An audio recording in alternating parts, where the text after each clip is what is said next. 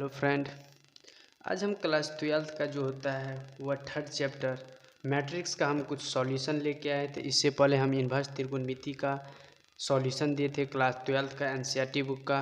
अब देखिए कुछ हम एनसीईआरटी का थर्ड चैप्टर मैट्रिक्स का जो होता है वह 3.1 का जो होता है वह सॉल्यूशन देखिए। पहला क्वेश्चन कहता है कि इन द मैट्रिक्स ए, अगर कोई मैट्रिक्स दिया है, पहला क्वेश्चन कहता है द ऑर्डर ऑफ मैट्रिक्स, माने मैट्रिक्स का ऑर्डर बोलता है, the number of elements, matrix की संख्या माने एलिमेंट्स की संख्या, और right the elements A13 A21 A33 A24 A23। इस प्रकार से आइए हम देखते हैं पहला सॉल्यूशन। इस प्रकार से एनसीईआरटी मैट्रिक्स 3.1 का सॉल्यूशन, पहला सॉल्यूशन देखिए। अब ये मैट्रिक्स है तो इसको हम क्या कहेंगे? इसको हम कहेंगे कि हॉरिजेंटल लाइन्स, और इसको हम कहेंगे वर्टिकल लाइन। तो किसी भी मैट्रिक्स का ऑर्डर जो होता है इस फॉर्म में होता है, रो इनटू कॉलम। ऑर्डर जो होता है किसी मैट्रिक्स का रो इनटू कॉलम के फॉर्म में होता है। इस प्रकार से पहला कहता है कि the order of matrix, matrix का ऑर्डर क्या होगा? तो देखिए हॉरिजेंटल लाइन्स की संख्या 1 2 3, 3 है तो 3। तो m जो होता है नंबर ऑफ रो को रिप्रेजेंट करता है, n जो होता है नंबर ऑफ कॉलम को रिप्रेजेंट करता है। अब कॉलम की संख्या देखिए, वर्टिकल लाइन्स 1 2 3 4, तो 3/4। तो किसी भी मैट्रिक्स का ऑर्डर m इंटू n, इस माने इससे हम रिप्रेजेंट करते हैं। अब दूसरा क्वेश्चन कहता है कि the number of elements, elements की संख्या देखिए 1 2 3 4 5 6 7 8 9 10 11 12। तो टोटल एलिमेंट्स कितना है? तो 12। इस प्रकार से आपने पहला का 2 देख लिए। अब तीसरा देखिए, तीसरा नंबर का आता है कि A13, तो 1 जो होता है वह रो हुआ, ई कॉलम।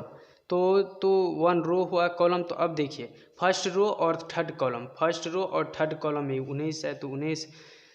अब देखिए A21 सेकेंड रो और फर्स्ट कॉलम, सेकेंड रो और फर्स्ट कॉलम में देखिए 35 है, ठीक। 1 3 3। अब देखिए थर्ड रो और थर्ड कॉलम, थर्ड कॉलम -5 है। इस प्रकार से अब देखिए, अब कहता है कि सेकेंड रो और थर्ड कॉलम, 5/2 है। इस प्रकार से आपने पहला का सॉल्यूशन देख लिए, 3.1 का 1 नंबर का आपने सॉल्यूशन देख लिए। अब 2 नंबर क्वेश्चन देखिए, कहता है कि इफ ए मैट्रिक्स है 24 एलिमेंट्स, किसी भी मैट्रिक्स में 24 एलिमेंट्स है, व्हाट आर द पॉसिबल, माने संभव जो होता है वो order, it can have, what if it has 13 elements. तो इस प्रकार से देखिए दूसरा question, what it has 13 elements. इस प्रकार से हम दूसरा question solution, possible order of 24, तो 1 गुने 24। इस प्रकार से रो इंटू कॉलम के फॉर्म में लिखेंगे।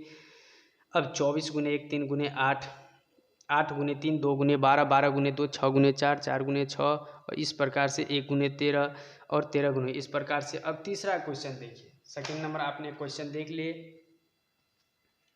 अब तीसरा क्वेश्चन देखिए, तीसरा क्वेश्चन जिस प्रकार से दूसरा क्वेश्चन उसी प्रकार से तीसरा भी क्वेश्चन कहता है कि if a matrix has 18 elements, what are the possible order it can have, what if it has 5 elements. तो इस प्रकार से देखिए तीसरा क्वेश्चन सॉल्यूशन, तो 1 गुने 18, 18 गुने 1 3 गुने 6, 6 गुने 3 9 गुने 2, 2 गुने, इस प्रकार से 1 गुने 5 5 गुने। इस प्रकार से आपने 3 क्वेश्चन देख लिए 3.1 का। अब चौथा क्वेश्चन देखिए, चौथा क्वेश्चन कहता है कि कंस्ट्रक्ट ए 2/2 ऑर्डर का, कोई भी मैट्रिक्स 2/2 ऑर्डर का है तो हुज एलिमेंट्स आर गिवन। तो इस प्रकार से पहला देखिए, पहला Aij बराबर I प्लस जे का होल स्क्वायर बटा 2, दूसरा देखिए Aij बराबर I बटा जे, तीसरा इस प्रकार से है। तो हमने क्या किया कि कोई भी लेट ए कोई मैट्रिक्स मान लिए जिसका A11 A12 A21 A22 ये 2/2 ऑर्डर का है, क्योंकि हॉरिजेंटल लाइन्स और वर्टिकल लाइन्स भी तो 2/2 ऑर्डर का मैट्रिक्स। तो इस प्रकार से पहला Aij बराबर I प्लस जे का होल स्क्वायर बटा 2, A11 का वैल्यू जो होता है 1 + 1, I के जगह 1 जो नंबर ऑफ रो को रिप्रेजेंट करता है, नंबर ऑफ कॉलम को जो रिप्रेजेंट करता है 1 + 2, तो 2 दूना 4/2 तो 2। इस प्रकार से A21 का वैल्यू 9/2, A21 का वैल्यू 9/2, A22 का वैल्यू जो था 8 आया। इस प्रकार से इसीलिए कोई भी मैट्रिक्स, इसीलिए तो ये मैट्रिक्स जो होता है वह 2 9/2 9/2 8 इस प्रकार से इसका होगा। अब देखिए इस प्रकार से जिस तरह से हमने चौथा का पहला बता दिए, अब दूसरा नंबर क्वेश्चन देखिए।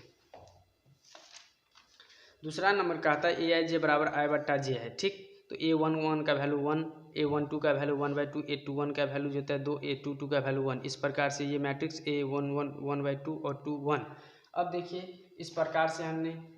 इस प्रकार से हमने पहला और दूसरा बता दिए। अब तीसरा नंबर क्वेश्चन, जिस प्रकार से हमने पहला और दूसरा बनाया उसी प्रकार से आप तीसरा बना लीजिएगा। अब पांचवा क्वेश्चन, जिस प्रकार से चौथा तो उसी प्रकार से पांचवा। कंस्ट्रक्ट 3/3, यहाँ है ऑर्डर इसका 3/4। अब चौथा में 2/2 ऑर्डर का था। हुज एलिमेंट्स आर गिवन, तो पहला है ए अलजेब्रा 1/2 मॉड। ये जो होता है, ये जो माने ये जो लाइन ये जो खींचा हुआ इसको हम क्या करेंगे, मॉड पढ़ेंगे। -3i + j। इस प्रकार से पांचवा क्वेश्चन, कोई भी मैट्रिक्स को हम मान लेते हैं लेट ए इतना, ये 3/4 ऑर्डर का मैट्रिक्स है। देखा जाता है कि रो की संख्या और कॉलम की संख्या 4 है। ए अलजेब्रा 1/2 -3i + j। A11 का वैल्यू जो होता है इस प्रकार से। हाँ, एक बात और बताना चाहते हैं, मॉड के अंदर अगर माइनस रहेगा, निगेटिव रहेगा तो उसको निगेटिव से गुना होता है। मॉड के अंदर माइनस रहेगा तो उसका मान जो होता है, उसका वैल्यू जो होता है वो प्लस में आएगा। इस प्रकार से आपने यहाँ A12 का वैल्यू 1/2, A13 का वैल्यू 0, A14 का वैल्यू 1/2, A21 का वैल्यू 5/2, A22 का वैल्यू जो होता है वो 2 और A23 का वैल्यू 3/2, A24 का वैल्यू जो होता है वो 1, A31 का वैल्यू 4, A32 का वैल्यू 7/2, A33 का वैल्यू 3, A34 का वैल्यू 5/2। इस प्रकार से A बराबर A1, इस प्रकार से हम क्या किए, 3/4 ऑर्डर का। इस प्रकार से आपने 5 क्वेश्चन देख लिए। अब देखिए, जिस प्रकार से हमने पांचवा का पहला बताया उसी प्रकार से आप दूसरा बना लीजिएगा। अब छठा नंबर क्वेश्चन देखिए। छठा नंबर कहता है कि find the value of XYZ from the following, माने XYZ का हमको वैल्यू निकालने के लिए बोलता है। इस प्रकार से छठा क्वेश्चन देखिए कि सॉल्यूशन 4 3 x5 बराबर YZ 1। तो इस प्रकार यहाँ देखा जाता है कि यहाँ ऑर्डर 2/2 है, यहाँ भी ऑर्डर 2/2। अगर ऑर्डर दोनों का समान रहेगा तभी इक्वल होगा। अगर ऑर्डर डिफरेंट रहेगा, यहाँ 3/3 रहेगा, यहाँ 2/2 ऑर्डर करें, तो ये दोनों नहीं बराबर हो सकता है। तो x का वैल्यू यहाँ 1 आया, y का वैल्यू, x का वैल्यू जो होता है यहाँ 1 आया, y का वैल्यू जो होता है कितना आया, 4 आया, और z का वैल्यू 3। इस प्रकार से आपने छठा का पहला देख लिया। अब दूसरा देखिए, छठा का 2 नंबर। छठा का 2 नंबर कहता है x + y अब 5 + z। इस तरह से छठा का दूसरा क्वेश्चन देख लीजिए। x + y = z, 5 + z = xy = 6 2 और 5 8। इस प्रकार से है छठा का दूसरा क्वेश्चन। अब क्या करते हैं, x + y = 6, इसको फर्स्ट इक्वेशन में 5 + z = 5, इसको हम क्या करते हैं सेकेंड इक्वेशन मान लेते हैं। यहाँ से z का वैल्यू 5 उस साइड जाएगा, क्योंकि यहाँ प्लस में है, बराबर के साइड जाएगा तो माइनस में जाएगा, तो 0 आ गया। अब XY = 8 है, तो यहाँ से y तो ये गुना में है तो उस साइड जाएगा, बराबर की उस साइड जाएगा, तो ये माने क्या भाग में आ जाएगा, डिवाइड में आ जाएगा। तो इसको हम थर्ड इक्वेशन पुट y बराबर क्या करते हैं 8/x जो होता है वो इक्वेशन फर्स्ट में हम मान लेते हैं। x + 8/x = 6, तो x² बराबर, इससे हम क्वाड्रेटिक इक्वेशन से हमने गुणनखंड से हम क्या किए, x का वैल्यू निकाल लिया। तो जी हाँ, x का वैल्यू 4 और यहाँ 2 आया, 2 मान आया x का वैल्यू। अब देखिए, अगर x का मान 2 है तो y का भी मान जो होता है वो 2 आएगा।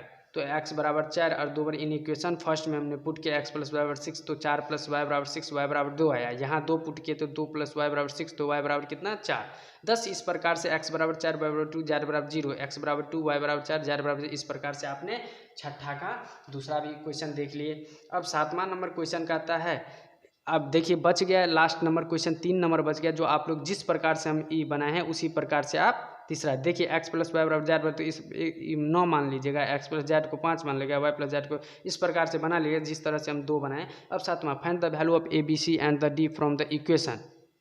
इस प्रकार से 7वां देखिए, solution a - b 2a + c 2a - b 3c + d। इस प्रकार से हमने देखे a - b को माने -1 बराबर फर्स्ट इक्वेशन।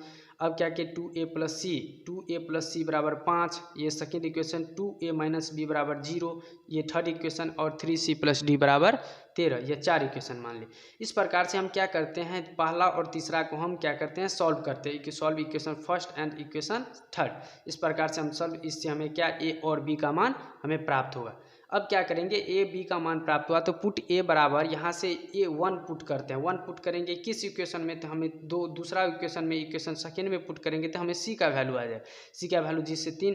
अब क्या करेंगे, सी = 3 हम पुट करेंगे इक्वेशन कितना फोर्थ में, तो फोर्थ में पुट कर डी का वैल्यू तो 10। इस प्रकार लिख सकते हैं कि a = 1, b = 2, c = 3, d = 4। इसका आंसर ये आया। इस प्रकार से आपने 7 क्वेश्चन देख लिए।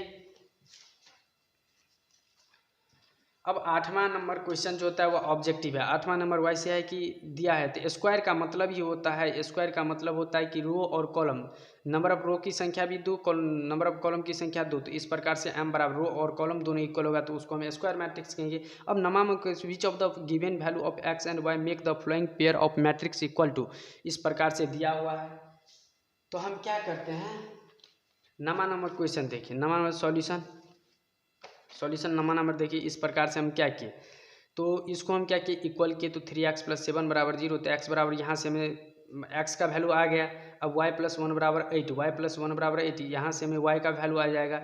इस प्रकार से हम क्या किए, यहाँ से भी x, लेकिन यहाँ देखा जाता है कि x का दो वैल्यू आ रहा है लेकिन y का एक वैल्यू है, तो x बराबर -7/3, एक वैल्यू y बराबर 7, ये नॉट पॉसिबल। अब देखिए इसमें ऑब्जेक्टिव मिला है, ए में इतना दिया है, बी में नॉट पॉसिबल, सी में ये और डी में, तो इसका करेक्ट ऑप्शन के B is the correct option. 9 का जो होता है करेक्ट ऑप्शन बी हो गया।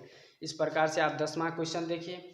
10वां नंबर क्वेश्चन कहता है कि the number of all possible matrix of order 3/3 with each entry माने प्रवेश करता है 0 और 1 के बीच। तो अब देखिए solution, total number of possible matrix जो होता है टोटल एलिमेंट्स उसका पावर ऑर्डर, तो टोटल एलिमेंट्स कितना है, तो यहाँ देखा जाता है कि टोटल एलिमेंट्स 1 2 है तो 2 का पावर कितना, ऑर्डर उसका 3/3, तो 2 का पावर 19 5/12, इसका आंसर ए में 27, बी में 18, सी में 81 और डी में 512, तो इसका करेक्ट ऑप्शन क्या होगा 512। इस प्रकार से आपने कितना, इसमें से 7 गो क्वेश्चन जो होता है वह सब्जेक्टिव है और 3 गो क्वेश्चन जो होता है वह ऑब्जेक्टिव है, जिसमें से आपने 10 क्वेश्चन बारी बारी से हम बना के दिखाया, माने बारी बारी से देखिए आप। अगर दोस्त आपको वीडियो अच्छा लगे तो आप ज़रूर से सब्सक्राइब, लाइक और कमेंट कीजिएगा और अपने दोस्त को शेयर कीजिएगा। और एक बात और बताना चाहते हैं कि वीडियो को हर हमेशा 360p पर देखना चाहिए, क्योंकि वीडियो उससे फ्रेश दिखाई देता है। Thank you, best of luck.